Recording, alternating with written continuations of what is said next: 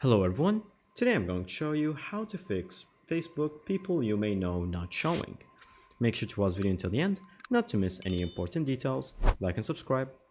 So, to fix this or to hide the notifications of it showing, all you have to do is to go right here up, and then you're going to click on the three buttons on the top left. Once you click on that, then you're going to see this menu, and you're going to scroll down until you see the settings and privacy. Once you click on it, click on the settings.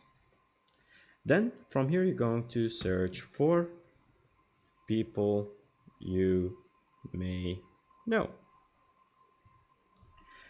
And as you can see, the first option says people you may know. Click on it. And right here is going to show you the push notifications of the people you may know section. So if you want to make sure that they're enabled, then make sure that everything is turned on.